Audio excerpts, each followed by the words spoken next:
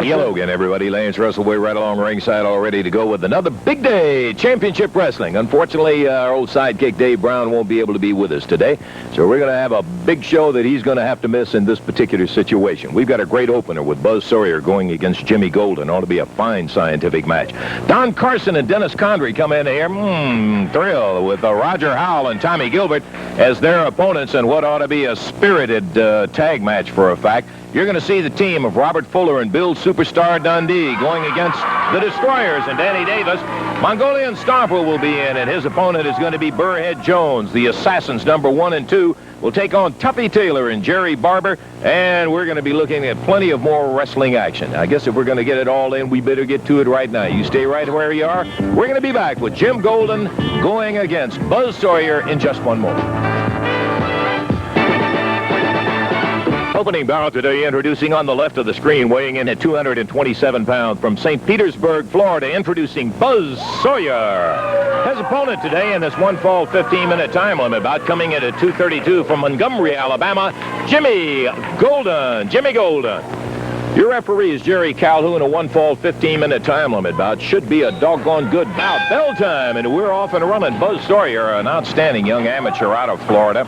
Jimmy Golden, who really is not that old, but in terms of experience, Jimmy's had a lot of it, has been in some very, very big matches. Hooks that arm, rolling arm lock takes him over and down. So Jimmy definitely has the experience. He has the height. Somewhat of a weight advantage over the stockier Buzz Sawyer. Well-built young fellow who can really go. Step over toe hold, Golden, with that long leg hooked in there, and the toe of Buzz Sawyer down, and Golden mashing it down a little bit further. Sawyer, who's been impressive since we have first seen him a couple of weeks ago in the area, going against certainly one of the toughest opponents that he has had in his young professional career. Golden on the left, Sawyer on the right. Referee Jerry Calhoun standing side headlock. Sawyer shakes him to the ropes. They crisscross in there as Golden comes in. Sawyer goes down, under. Yeah, arm drag, hooks him in. With that hip, he tossed him right over. Golden right back up and at him. Oh, look at that. See that Jimmy Golden move? Bars the arm on the mat. Sawyer trying to work his way up, and does, to his feet. We're at a minute and a half into the action as Jimmy Golden comes up. He has that wrist locked, and he pops it up, and a hammer. Look at Sawyer. Picked him straight up, body slam. Jimmy Golden down on the mat as Sawyer trying to find a spot where he is going to be vulnerable. Leg dive, and down goes Sawyer. And a half crab, Jimmy Golden, and one that could be effective on him. He's trying to bend it back in there, but look at Sawyer, straight up in the air. He uses those strong arms and shoulder muscles. Takes Golden straight up. He only had a half crab on him. It's a doggone good one, but a lot of times when a guy is fresh, it's very difficult to hold. At the 2-minute mark, a little test of strength in here as Jimmy Golden caught underneath. Sawyer with a much better advantage in there tight. If they were up top, Golden with his height. Whoa, beautiful. Goes up with a drop kick. Sawyer goes down. Golden goes for a pin. 1, 2, but that's all he gets out of it. Jimmy Golden gets a 2 count on Buzz Sawyer. There's a whip across the ring, and coming off the rope. Back dive, sunset flip. He's down. 1, 2. And not quite the 2 count as Jimmy Golden wiggles the way out, and it may be for Sawyer, 2, but Sawyer kicks his way out. A couple of almost, but they won't get it. Up in the air, Golden takes him. Suplex, right straight back, and Sawyer down. A cover, 1, 2, 3. And that's going to be it at 2 minutes and 49 seconds. Jimmy Golden with an outstanding win over young Buzz Sawyer. Man, he took him up. I think Sawyer thought he was going to come down with the atomic drop. He looked like he was getting ready to kick his way out. But at that point, Jimmy reversed it and came right straight back over in the suplex and ends up in 2 minutes and 49 seconds. Jimmy, come on in here. Congratulations on it. We were just saying it looked like that Buzz was expecting. You want to sit down there with us? Because I got another match I'd like to talk to you about. It looked like Buzz maybe thought you were coming down with that atomic drop on the knee, and he was going to kick his way loose. When you saw him change it, you reversed it into a suplex and got that 3 count. Great. Great. Thank you. You can go either way with that. Atomic drop, or that's called a belly-to-back suplex, and it's a good one. Boy, it was a good one in that case, and there are a couple of almost.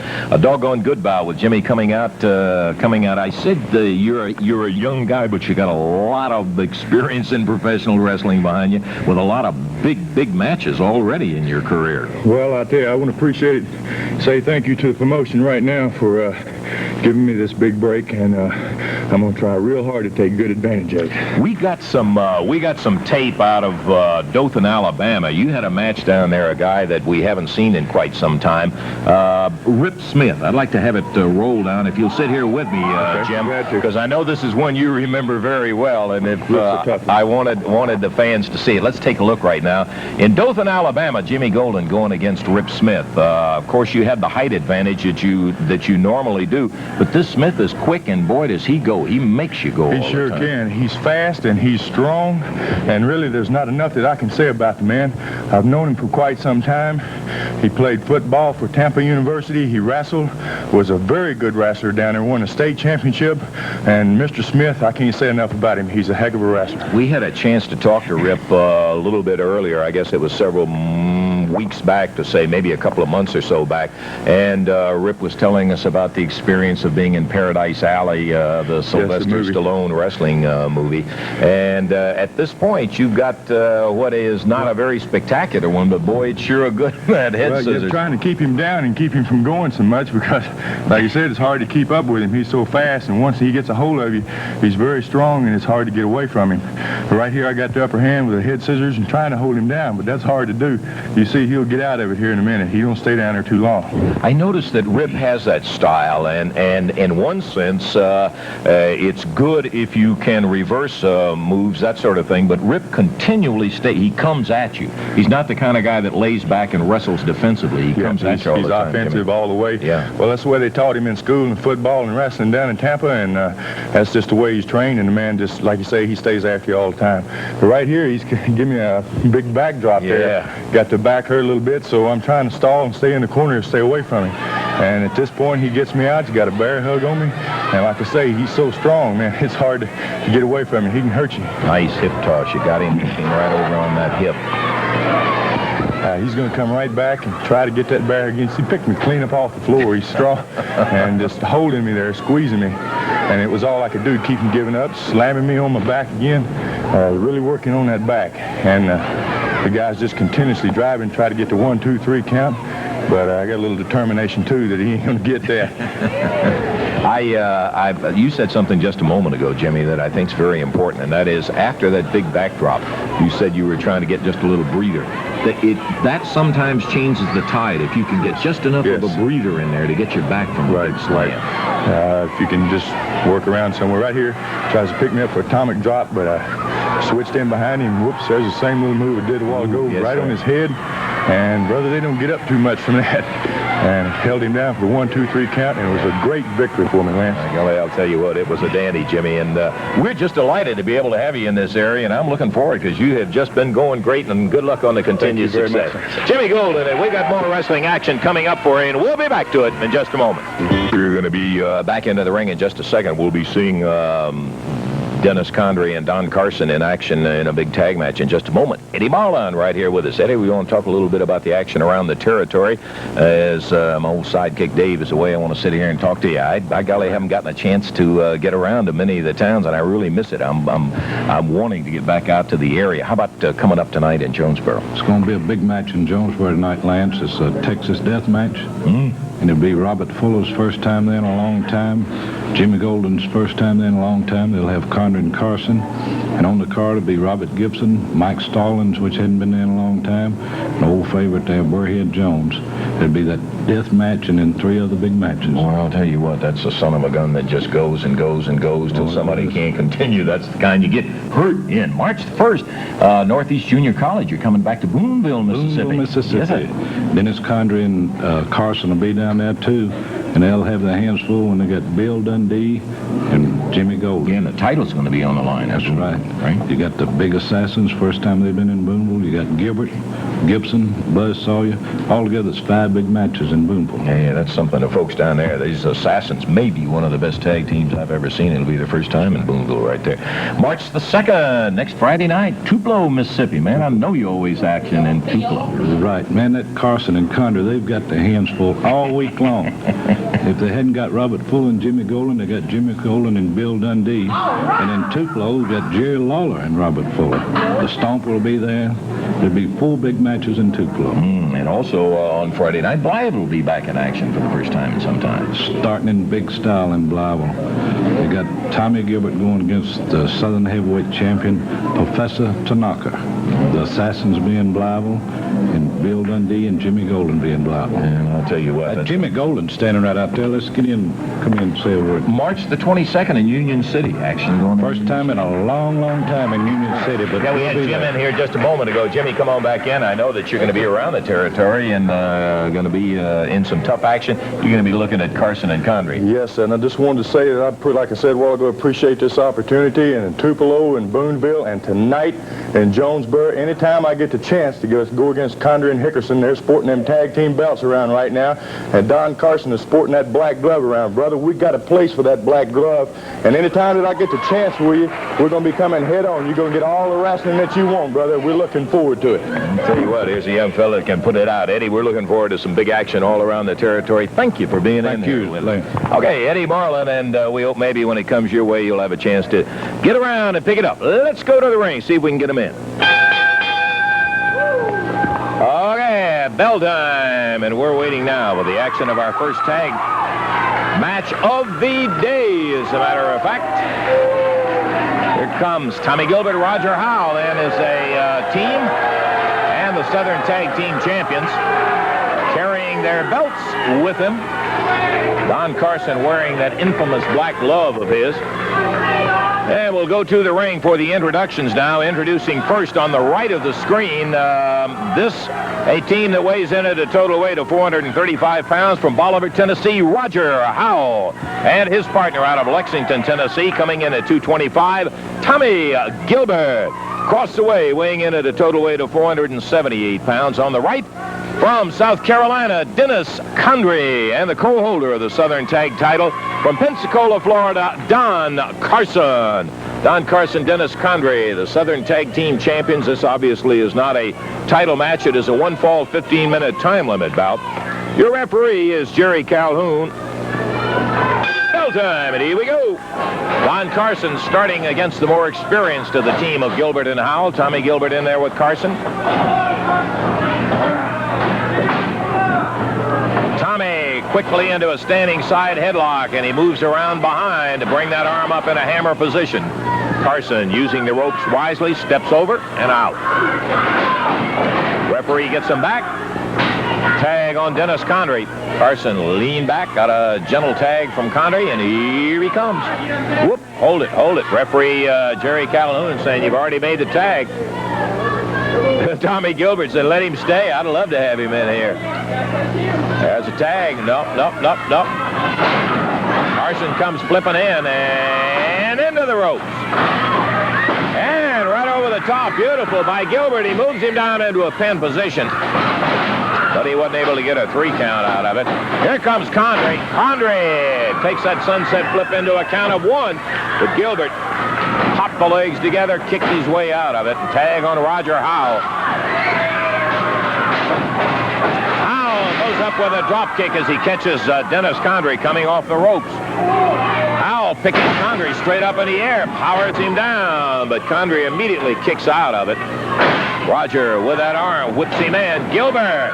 Oh, Takes the tag from Howell, slams that big elbow, and Roger right back in again. Tommy came in to do what he was supposed to do. There's that side suplex as Dennis Condrey uses the chance to tag out to Don Carson. And Roger Howell having the problem of facing the veteran wrestler Don Carson, who with Condrey has been most impressive in terms of being able to hold those tag belts since they got them. Tag back on Condrey. Look at Condrey, turns him over as he drops him down right across his knee and then picks Howell back up.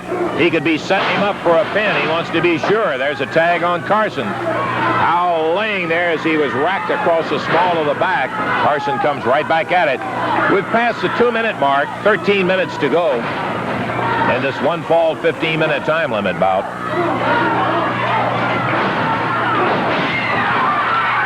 Dennis Condrey back in, and Roger Howell makes it to the corner, makes a tag on Tommy Gilbert.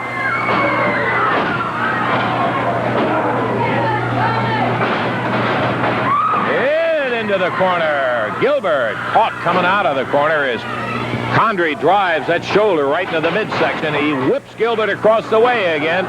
Tommy goes up, takes him back and down into a pin position. 1, 2, and that's all he got. Tommy Gilbert now with a body slam. Puts Condrey down on the mat. Carson in the corner. Can't get close enough to him for a tag. Knee lift, but Carson comes in without the benefit of a tag right as Tommy went over to tag Roger Howell. Whip of Condrey into the ropes, and as he comes off, a nice drop kick from Roger Howell. We're 3 minutes now into action as referee Jerry Calhoun tolls out a 2 count, and that's all. And Roger Howell grabs Dennis Condrey down, but Carson is in there to break it up, and Gilbert comes in to stop Carson. Carson fiddling with that glove, nails Roger Howell from behind, and there's a cover by Dennis Condrey. Maybe it. 1, 2, 3. 3 minutes, 42 seconds. 3:42. Carson, Condrey, and Friend on the right hand of Don Carson end up the victors in that match over young Roger Howell and Tommy Gilbert, and the crowd hollering, as they normally do, about the tactics of Dennis Condrey and Don Carson. 3:42. Look at the team, man. Did you see that teamwork? Yeah, I saw the teamwork, all 3 of you. Hey, man, they don't have a chance. Yeah. All over the world. Dennis Condrey, Don Carson, and don't forget the cousin, you understand? Yeah, I know that cousin. We made mention of him just a moment ago. Look at here. We're going to go down the line. We're going to get you, Robert Fuller, Billy Dundee. Hey, Jerry Lawler, you better listen to what I'm telling you. Dennis Condrey, hey, get that camera on both of us. On both of us. Come here, partner. Hey, we are the tag team champions. Will remain so from now on, man. Okay, show me something. I want you to stay right here and take a look at a match that and let the public decide on it. Robert Fuller, Bill Dundee went against the Southern Tag Champions Condrey and Carson for a title match, and let's take a look at it right now. People right here. Yeah, okay, fine. We're going to embarrass them right here. Well, I don't know that. Take a look. Yeah. Look at here. Look at here, Denny. All right. Hey. Watch this, Lance Russell. Watch right here, baby. What? Precision, man. All right. Precision. Poetry in action right here. Look at Robert. Look at here. Look at that. Okay, but that's immaterial right there. That's immaterial, too. What counts is at the end of the match. Who wins the match, Lance Russell? Watch this. Watch this right here. Oh, I got him. I got him. That's a good hold. That's a good hold he had on him right there. It's a good hold. Hey, Lance, the people all over the United States has been demanding to see Don Carson and Dennis Condrey. And we are here, man. We're here. We're in action right now. Look at this. Uh-oh, here comes Billy Dundee. Dundee, you better be careful. That's illegal. You better be careful, This Dundee. is illegal right here. Look, Lance Russell, watch right here. Watch close. I'm watching Watch close. Watch right here, Lance Russell. This is illegal right here. In the throat. Dundee covers Condrey. One. noticed that Carson and Condrey. I got to move him, man. What are you doing in there? Hey, look, he hit Robert Fuller. Always sticking his nose where it don't belong. I can knock my partner's head off here. That's illegal. Punches are not allowed in Look here. wrestling. Let me show you something. Let me show you Look something. at Look here. at both of them. Double backdrop, Lance Russell. Once again. Watch here. Watch me kick out right here. Look here. I'm mad, man. I am mad right now. Look at that. I took his punch. I took another punch. But he couldn't take mine. He couldn't take mine. He couldn't take my punch. Look, 1, 2, 3. 2, 3. And Carson up above us here, unlacing that glove. Hey, Lance. Literally mean that. Listen, the people are so happy. We are the winners. Now look, people, if you want to see the greatest, look, you are looking at it right now. Look at the belts. Hush, I'm talking. Hey, look at the championship belts, man. Look at the team. Look at precision. Look at all of it, man. Let's go. Let's go, Denny, all the way. Okay, Don Carson, Dennis Condrey. Non-stop verbal assault when you get out here with Carson and Condrey. We've got more wrestling action. We're going to be taking a look at it right after we take time out for this.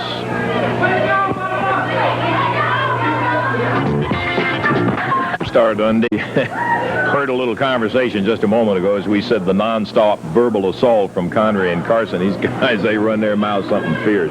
Yeah, verbally, they're pretty tough, Lance. As you know, they're pretty tough. When you have to get in the ring, get on that mat right there, about all you got going for you, fellas, is Dennis Condrey as a partner, Don Carson, and that cousin that you wear on your hand. The thing you so proudly call your cousin, and I think somebody ought to do something about that instead of just letting it lay out here, hitting people with a black glove, Lance. We all saw it just a few minutes ago. We saw that he hit the Howard fella out here with a black glove. It's just not right, Lance. Something's going to be done about it. Carson, if we have to police the situations ourselves to do something about that glove, then that's what we'll do. But we maintain that we're going to be the champion by next week, Lance. Billy, one of the things that I was sorry that just so happened in all the action and the particular tape that we saw on that bout that you and Robert went against Carson and Condrey, we didn't catch all of Carson out there and whatever he does with that glove. All we saw him come in there, but you felt it. That's right. Thing. Lance, the black glove itself is not the issue here. He does something. I don't know whether he's got a piece of metal that he slides up the arm and slides it back down, then he nails you with it. But Carson, let me tell you something. You had something in the glove when he hit me. I know. I still got the knot in my head. Well, you bring the black glove on down, brother, and we're going to stick it where the sun don't shine. Because without the glove, Don Carson ain't nothing. Well, Monday night is it, and they're going to have those titles on the line again, Robert. I know you and Billy like to have them, take them away from them. That's right. Monday night's the night, because that's the night we're going to become the champions, and there's going to be a new situation around here concerning that glove, Carson. Like I said, if we have to police the things ourselves and not have it taken care of, you're going to run around here with a black glove, son, and we'll just pull it off of you, like Dundee said, and put it where the sun don't shine. There's going to be some new champions around here, and there are going to be some champions I think the people are going to be proud of watching wrestle out there, and that's going to be the name of the game, Lance, is wrestling. That is going to be great if you can do it. I'd love to see you get that glove off and put it on your hand yourself. We can't get it Monday. We get it Thursday in Boone. Okay, we'll be looking for it. All right, Billy Dundee, Robert Fuller. They're hopping up into the ring, Fuller and Dundee, and coming against them, their opponents for the day. Danny Davis, the Destroyer, and it'll be a one-fall, 15-minute time limit tag match. Introducing on the left of the screen, coming in at a total weight of 424 pounds. Introducing from parts unknown, the Destroyer and his partner. Introducing Danny Davis. Danny Davis and the Destroyer. Their opponents across the way, coming in at 240 pounds. From Atlanta, Georgia, Robert Fuller. And his partner from Australia, Billy Superstar Dundee. One fall, 15-minute time limit bout. Referee Jerry Calhoun. Bell time. And here we go. Obviously heavily favored in this one, but Dundee meeting an old antagonist of his, and Danny Davis. They've had some scraps in there, and this Davis, who just took a broad arm from Dundee as he went out of the ring. Bill drawing a little reprimand from the referee for hitting as he went out of the ring. Robert Fuller into a head scissors, and Davis kicks his way out. Davis, a leg dive from Robert, single dive, and he takes him down, pulls him to the corner, tag on Dundee. Oh, little wishbone treatment there. Danny Davis up and down with a body slam as Bill Dundee power drives him into that mat, but Davis gets out at a count of 2. And a mare Fuller from Dundee with Davis over. And look at him drive forward in there and tag his partner, the Destroyer. The Destroyer and Davis we've seen in several matches, and they've been more impressive recently since they've had a little experience together. Dundee whirls around behind, tags Robert Fuller, and here comes Big Robert. Over and down goes the Destroyer. Look at Robert powering that big body slam. But when you're up there over the head of Robert Fuller, you're a long way up. Robert coming in for cover one, but that's all he can get. Davis was in the ring. The Destroyer had actually gotten him kicked off just as Davis got there. Dundee from behind in a sleeper hold. Here we've got Robert Fuller and Danny Davis going at it. I really have lost track of who the official was in the ring. I'm not sure the referee knows. Yep. Jerry Calhoun is staying with Fuller and Davis, going around behind in an abdominal stretch, and this may be it. That's going to be it as Robert Fuller stretches out that long body around Danny Davis. And in 1 minute, 48 seconds, 1:48, while Dundee was putting the Destroyer to sleep to keep him out of the way from interfering, Robert Fuller whipped Danny Davis into the rope, came out, grapevine himself around in that abdominal stretch, got it in there, and Danny Davis did the smart thing. When a guy as tall as Robert can get that abdominal stretch on you, boy, he can take it all the way from that left shoulder down to the right leg or vice versa, depending on which side he goes to. And it's a smart thing to go away and come back again another day rather than trying to continue to stay in there and take the punishment he can dish out. 1:48, the winners, Robert Fuller, Bill Dundee, and we have more wrestling action in just a moment. Gorgeous George Jr. So if you guys will join us here while we take a look. You're looking very dapper today, I must say. Gorgeous. Let's take a look at this action. Tommy Gilbert in there, who I think maybe surprised your boy, the Mongolian Stomper, with a viciousness that he was able to come when he was hurt in there. Well, the way I look at it, once again, the Stomper pounding. The only surprise in the whole match was when Gilbert woke up at the end and found out that he had been beaten. But don't let that make you feel bad, because you can tell everybody that you had the opportunity, Gilbert, to step into the ring against the eighth wonder of the world, to be defeated, of course. But this is great to even be able to step into the ring with the eighth wonder of the world. Well, Tommy Gilbert stepped in there, and he gave it everything that he had to give in there. I think that some of the crowd was not exactly satisfied with the way the match ended up, and Gorgeous George Jr. took an opportunity to talk to some of the people out there about their conduct, which you seem you see, I don't know what it is with people. When you tell them not to do something, that's exactly what they're going to do. I told them people to please sit down in a nice way. I told them please hold down the noise in a nice way, because the noise hurts the Stomper's ears. Now when his ears get to hurting, it's just like a dog that has pains. They'll go crazy. And that's exactly what he does. He just goes berserk, and I can't even control him. Well, most of the time I can, but there's times when I can't control him when that noise is excruciating like it is to his ears. About to have a little problem when he starts threatening the referee in there, and he wisely heeded the word of the referee. Tommy Gilbert wasn't through by a long shot, as he came back in to show that he was dead game and ready to go against that's what you call real scientific wrestling, isn't it? Everything that boy's done, and I call him a boy too, except for that drop kick right there, has been illegal. So, if that's what you people condone, I guess that's the way it's supposed to be, huh? I didn't say I condoned it. Sometimes that's what you have to do when you're faced with certain circumstances. Poor boy fell right out of the ring again. Yeah, he sure did. He skinned up his jaw or something. Now, get up there, Tommy, you little boy. You get up now. Try to get in that ring, get your faculties back together, get in there and try to defeat the eighth wonder. Of course, it won't happen, but that's the thing to do, right, Lance? Bout that took place in the Mid-South Coliseum in Memphis, Tennessee, as the Stomper on a headbutt right there.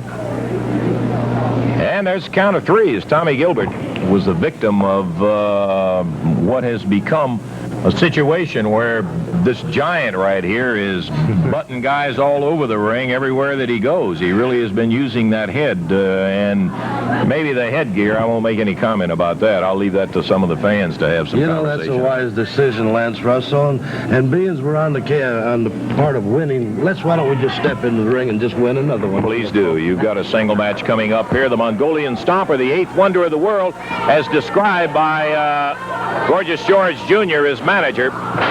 So let's go to the ring for the introductions. This will be a one-fall 15-minute time limit bout out of Montgomery, Alabama, coming in at 226 pounds. Burrhead Jones. And his opponent coming in at 272 pounds from Mongolia. Introducing the Mongolian Stomper, is presented by Gorgeous George Jr. Your referee is Jerry Calhoun. One fall, 15 minutes. And I never envy anybody who has to go in there and face the big Stomper. He is an incredible human specimen. Very, very strong. Bell time. And Gorgeous George Jr. down in a chair along ringside. Strange positioning. The Stomper right away with Burrhead. Pops that knee up into the midsection. Burrhead slammed into a turnbuckle. Into the ropes. And the Stomper takes him over and down. Mongolian Stomper fires Burrhead Jones right out on the floor. Gorgeous George Jr. helping him back up into the ring. Yeah, where the Stomper immediately puts him back down on the floor. With that foot, the referee being threatened by the Stomper. And once again, Gorgeous George helping Burrhead back up off the floor. Mongolian Stomper over. Pulls him up into the ring, takes him over the shoulder and down. Down and away. Referee trying to make him let go of the hair. There you got a good look at the Mongolian Stomper. Ooh. Double chop as he went at him. He got him with that cross right straight up at the throat, it looked like to me. Stomps on him, 1, 2, and he elects not to go. He elects not to go. Uh-oh, Burrhead bleeding. Mongolian Stomper, once again, with that big foot, puts him down. Picks him up in a power slam. Down goes Burrhead Jones. As the Stomper now hooks him, takes him up to his feet. We're at the 2-minute and 15-second mark. Mongolian Stomper, Burrhead Jones, and this could be it. That's going to be it. He got him in a sleeper. That particular style sleeper that you are looking at right now is very close to the Japanese sleeper that's used, where the wrist bone on one side is against the wrist bone on the other side and the pressure points. And the winners in 2 minutes and 32 seconds of that bout, the official winner, the Mongolian Stomper. Out of the ring, Gorgeous George Jr. and the Mongolian Stomper. And Burrhead Jones still in there quivering a little bit. He don't know what's going on. The poor boy got his head broke open. He went to sleep. He's completely in an oblivion, and that's really nice. Yeah. They're trying to help him, get him up out of the ring in there, where the Stomper had busted his head open and put him into a sleeper hole. Yep. Well, let me say one thing to you, Bob Armstrong. Ooh. Bob Armstrong, you made a big mistake when you didn't show up last week, right? Well, a big mistake. Snow in the airport. Yeah, everybody knows. Snow in the airport. Well, let me say one thing to you. I've psyched up the Mongolian Stomper now, where he's really on the warpath. He'll do the same thing to you, Armstrong, that he done to this Burrhead Jones and that he done to that Tommy Gilbert last week. And oh yeah, one extra added attraction, one big treat for all you wrestling fans. Gorgeous George Jr. is going to give you a real treat. I'm going to step into the ring and I'm going to wrestle against, what is that young Jimmy Golden. Jimmy Golden, the little fair-haired boy that runs around just flexion his muscles. The only muscle he's got is right here on the top of his body, and that's his head. If you would permit me to make a comment, since Bob Armstrong is not here, he was frozen into the Atlanta airport, as everybody knows, so that Bob couldn't be here last Sunday. He will, in fact, be here Monday night, and a Mongolian Stomper is going to see something that I don't have to tell you. You know Armstrong's reputation. Here's a guy who's been called many times the uncrowned champion of the world. Stop and think about it, big boy. Look at this man right here. The Mongolian Stomper, the 8th wonder of the world, stepping in there against Bob Armstrong, and you think Bob Armstrong has got a chance? When he puts the shin of the monkey on him, when he puts the claw on you, Bob Armstrong, it'll be all over with. It's bye-bye back to frozen ground country. Thank you very much. Okay, well, all I can tell you is it's going to be interesting to see the bout get together, because I think you're going to find that it is not going to be the pushover that Mr. Gorgeous George Jr. presents it to be when he goes against Bob Armstrong. There he goes, the winner, Mongolian Stomper, and Gorgeous George Jr. More action coming up, and we'll see the big about the two-ring battle royal, the two-ring triple chance tag battle royal. A couple of the guys that were interested in it, Bill Dundee and Robert Fuller, got together to talk about it. They had an interesting conversation about what I think is one of the most fascinating styles of wrestling matches there is, the double-ring triple chance battle royal. Let's listen to Bill and Robert. Last week we spoke a little bit about the Battle Royal, and I felt that we would take this opportunity. I have Robert Fuller here and Bill Dundee to discuss the Battle Royal. Robert is fortunate enough that he was the winner of the world's biggest, most prestigious Battle Royal to this date. He won the $15,000 Battle Royal in the Omni in Atlanta. Bill is a veteran of 4 or 5, I think, Battle Royals, and wanted to take an opportunity here to talk about it and explain it to the fans. It's a big event. We're trying to put one together. And Robert, to start off with, if I could get you just to tell the people more or less how it works. Yeah, it's a pretty simple procedure. You have 2 rings, and that's where you get the 2-ring triple chance battle royal. But if you can visualize 2 rings here at the end of my hands, a ring 1 here and a ring 2, you'll visualize how the chances take place. The first chance, last 2 men left in ring 1 and the last 2 men left in ring 2 initiate the 3rd chance. That means that they'll have a tag match, as you well know, and the winners of that tag match will then split the profits of whatever's involved in the thing. And I understand that in the battle royals that are upcoming, they're going to be quite awesome.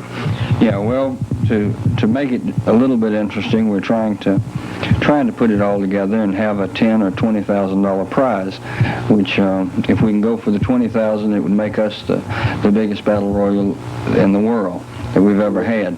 But y'all were having a little conversation before Mike got here with the camera, and I thought it was real interesting. Bill, if you'll kind of go over that conversation, Robert has a different view on the strategy of a battle royal, and he was successful in Atlanta in the Omni, and from the way y'all are talking and have things laid out, I think you'll be successful again. Would you explain Robert's strategy as to how it relates to you two? Well, what he told me, Jerry, was he said most guys, and I was guilty of this too, go into the battle royal just fending for themselves. He said, Bill, in this kind of thing, there's got to be 2 guys going in there thinking as one. He said, now we're going to try and be the champions, the tag team champions for the belts, right? I said, yeah. He said, so if we go in there and we be a team, Robert Fuller and Bill Dundee thinking as one guy, we could stand a better chance. It's a lot easier 2 guys taking 1 guy and dumping him over the top rope as it is trying to get 1 guy to dump 1 guy over. So he said, if we stick together as a team, he said, I believe we can win this thing. So that's what we're going to do, believe me.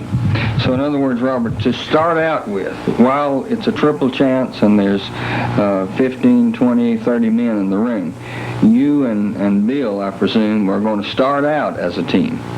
That's right. If anybody, or my thinking on the thing, anybody that figures they're going to go in a triple chance battle royal with 2 rings and win that thing by themselves, they're wrong right off the bat. You've got to have a partner. You're going to wind up with a partner, and that partner better be compatible with what you're thinking. I think that's been Bill's problem, that he's wound up with a few partners like Valiant or this guy or that guy that wasn't thinking just like him, and it was quite impossible to go in there and get their heads together against 2 guys who are really serious about winning 10 or 15 or even, like you said, possibly $20,000. It's something where Bill and I were going to have to go in, just stand back to back. If one of us loses and gets thrown over into that second ring, it's a good chance you'll see the other one just jump right over the rope and go in with him, because we got to stay together. If we wind up with a partner that we're non-compatible with, then it's going to be more or less impossible to win an event like this. The $20,000, like you said, gives you the edge, because guys would be quick to say, well, you know, 10 grand, I'll do most anything. So there you might wind up with some partners who would be compatible when they normally wouldn't, but that's what makes it exciting, really. But Bill and I, we plan to cut down on the excitement by going all the way through this thing, staying in ring 1 if possible, or both of us winding up in ring 2, making the team that's going to win the thing, Jerry. All right, let me ask you this, because I know in your particular situation, Professor Tanaka has been a thorn in your side. The first thing he did was he cost you the Southern Tag Championships. You won them, and because of him not wanting to be your partner, you had to forfeit those belts. The other thing, of course, he is the Southern champion by default, in that your brother had some personal problems, couldn't show up for the title match, and he was handed that Southern Heavyweight Championship. So the reason I'm making this point, I know that Tanaka is not one of the 10 most likable men that you have on your list. Not on my list. No. Now let's just assume that the best laid plans of mice and men often don't work out. I know that you and Bill are going to try, but let's assume that something were to happen to Bill and he got eliminated from ring 2 also, and you were left and Tanaka was left in ring 2, and there were 2 other men in ring 1. Now the price is 20. A lot of money by anybody's standards. What do you do in that kind of situation? Well, I try to please number 1 in that situation, and what's going to please me most is I'm out. I wouldn't enter in this event unless I thought I had an opportunity to win 1/2 of that money, $10,000 you're talking about, and I'd take Tanaka as a partner, and I'd try to win the thing. As far as trying to team up with Tanaka and win another title, we can forget it. But as far as getting in this tournament and expecting to win this thing, I hope to go through it with Bill, and I know Bill hopes to go through it with me. But either way, one of us guys hopes to come out with that money, and we're going to try to do it. All right, Bill, let me ask you the same question, because to me, this is the interesting aspect of the Triple Chance Battle Royal. Anything can take place, any combinations can take place. If one of your arch enemies, we in the wrestling business, we wrestle opponents, and sometimes we aren't particularly fond of them, but we don't really hate them. In a situation that really one of your arch enemies ended up as your partner, would you go ahead for that one match and wrestle with him for the $20,000, $10,000? Well, Jerry, anybody that said that they wouldn't, I think they'd be lying to you, because this is why we're going to the wrestling profession in the first place, was to make money. And this, if Robert and I both get through, it'll be my biggest payday in any one given night, $10,000. That's half 20, right? So if it was the Stomper, if it was anybody at all, Gorgeous George, yeah, I would sign the contract for one night. I wouldn't want to go further than one night, but I would be trying that night for sure. Yeah. That's what makes it the greatest event in all the world. Yeah, it sure is, and I'm looking forward to it. And I know it would be a big event to sit down and plan something in your mind and go through and have it all work out and then win it. It would be mighty gratifying as well as a nice payday. So I hope it works out for you. I hope that the fans better understand what a Triple Chance Battle Royal is, and I know looking forward to the big event. Absolutely. Particularly interesting aspect in it is a tag rather than a single Triple Chance double ring. There was an exciting match. We'd like to see some action from it. Professor Tanaka, the Southern Heavyweight Champion, defending against Jimmy Golden when Bob Armstrong was unable to be at a match due to inclement weather at an airport. Let's look at it.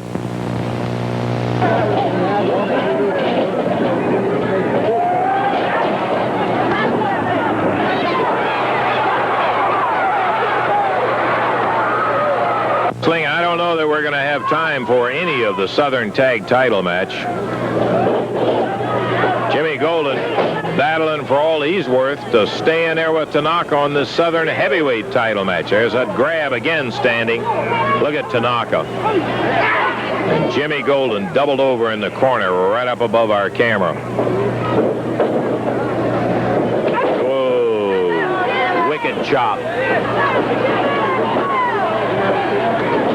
Whip. Tanaka was going with a double chop on, and Jimmy caught him with a stretched out drop kick. Beautiful. He nails Tanaka. Jimmy Golden pounded away. Catches him in the midsection, and boy, did he double him over. Oh, beauty. He hit him with a combination fist. Broad arm right in the midsection, pounds him on the back. Jimmy Golden making a move. Referee warning him about using the fist. And Golden fires out of that side headlock. Referee Paul Morton goes down. Tanaka right out of the corner. A jab.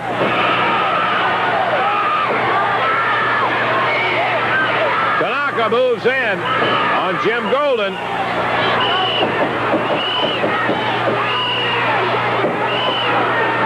The crowd hollering at something again. It looked like Tanaka may have been going to his tights.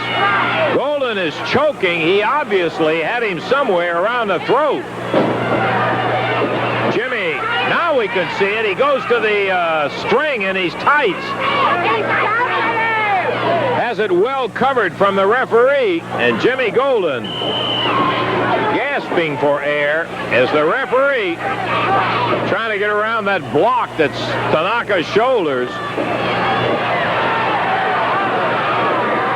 Once again, Tanaka pulls Golden down and wraps that string around him, covers it up with his arm in what looks like a reverse face lock. And the referee having a heart. He's going to call for a disqualification. He caught him.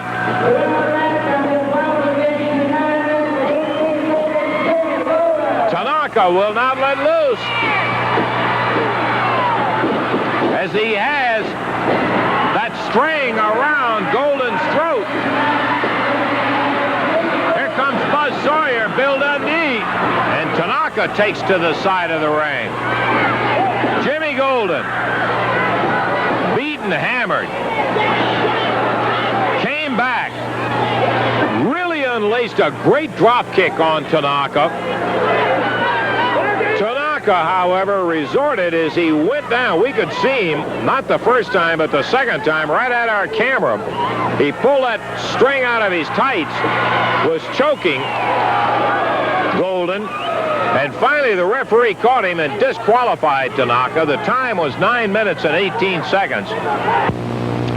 Okay, Jimmy ended up winning that one by disqualification over Professor Tanaka, and that's a good win any way you get it. Tanaka, who we have not seen that much of, heard about Tanaka a long time, and by golly, he's some kind of tough guy. Okay, we're going to be back right after we take time out for intermission.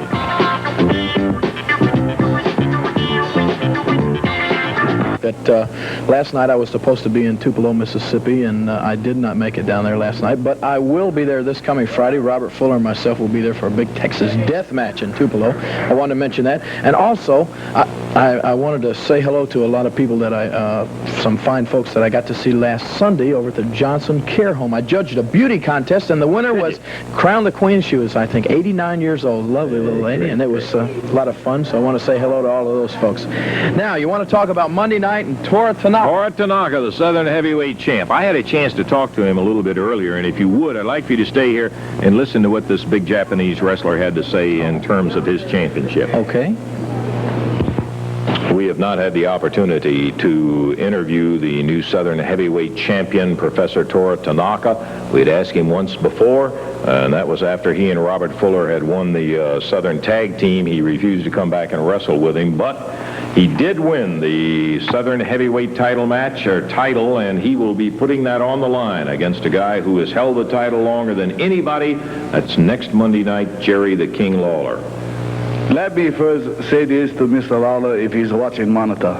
Mr. Lawler, you are an ex-king. I am a king, number one. You are past king. You're no more champion. You're no more number one king. I am the king now. All ex-kings looking forward to try to come back to take title again. But you, I'm going to make you ex-king. You wait and see. Professor Tora Tanaka, the Southern heavyweight champion. When he's through with an interview, he's through with an interview. Didn't have a lot to say, but that didn't keep him from talking, did it? Yeah. You know, and I couldn't really hear exactly what I said, but I've heard through the grapevine some of the things that he's been saying. I know one thing that he's got in mind. You know, I think he says that, well, I'm sure that he is well-versed in martial arts. He thinks he's a big karate and judo champion, and he has said that there's no way that anybody with a broken hand is going to be able to stand up to a black belt in karate. Well, what we're going to find out, you know, he says he's the champion, but to me, he certainly hasn't convinced me that he's a champion. He hasn't beaten anybody. He didn't beat Ron Fuller to win the belt. You know, the belt was handed to him. Right. He didn't beat Jimmy Golden last week. He hadn't beaten anybody, and he's walking around calling himself the champion. Well, you know, as far as I'm concerned, the last person that won that title was Austin Idol.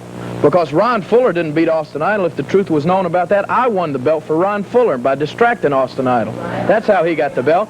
Then Tora Tanaka, he gets the belt handed from Ron Fuller over to him. Now, I've beaten Austin Idol. We got him out of my hair finally. He's gone for good, I hope. Now we got Tora Tanaka, who's calling himself a champion. Well, let me tell you something, Mr. Tanaka. You call me the ex-king if you want to. Well, you can ask anybody around this town who the king is, and they're going to tell you it's me right here. And if you think I'm the ex-king, you just come down there Monday night, and you're going to find out.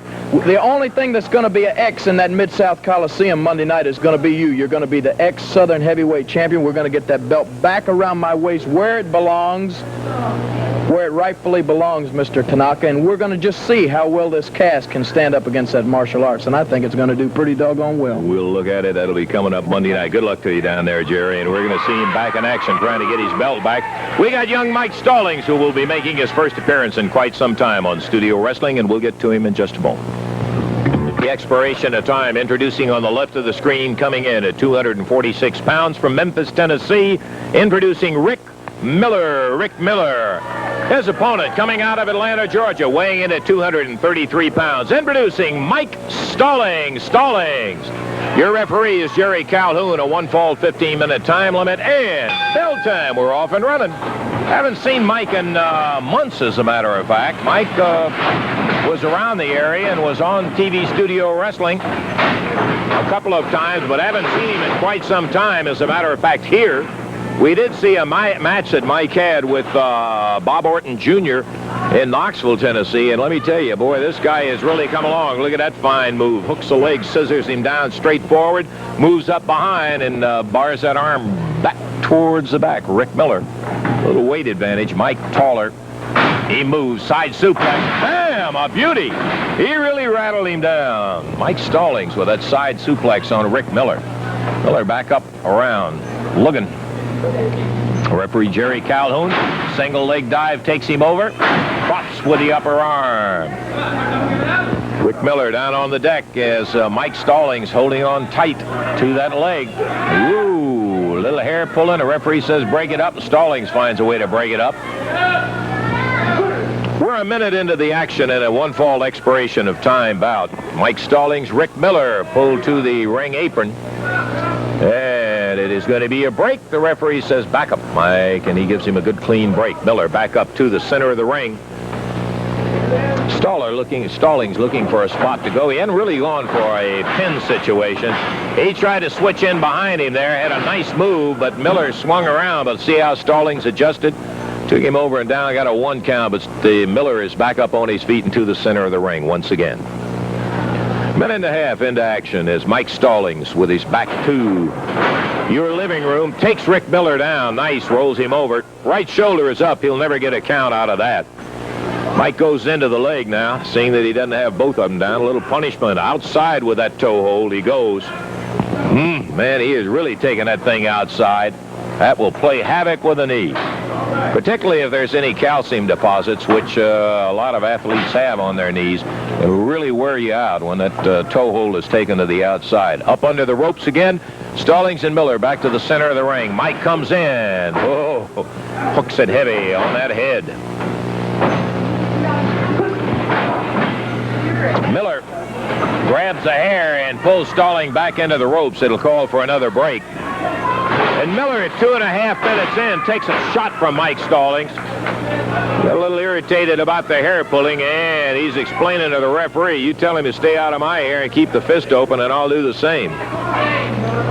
To the center of the ring, Mike Stallings and Rick Miller in action. Mike wheels that arm up.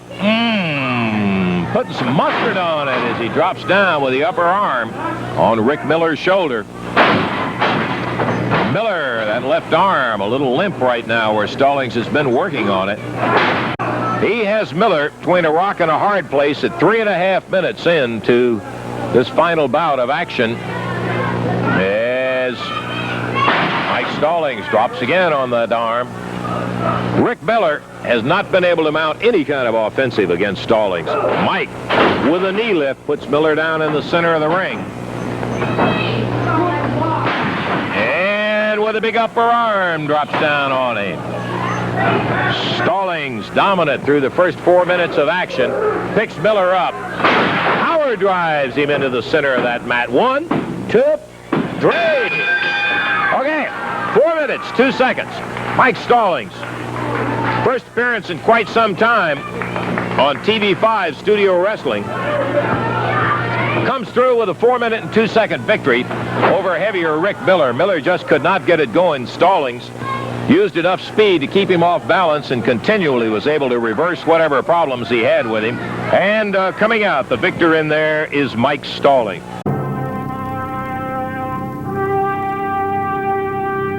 The announcers on this program are selected and paid by parties other than this station, namely the promoters of Championship Wrestling.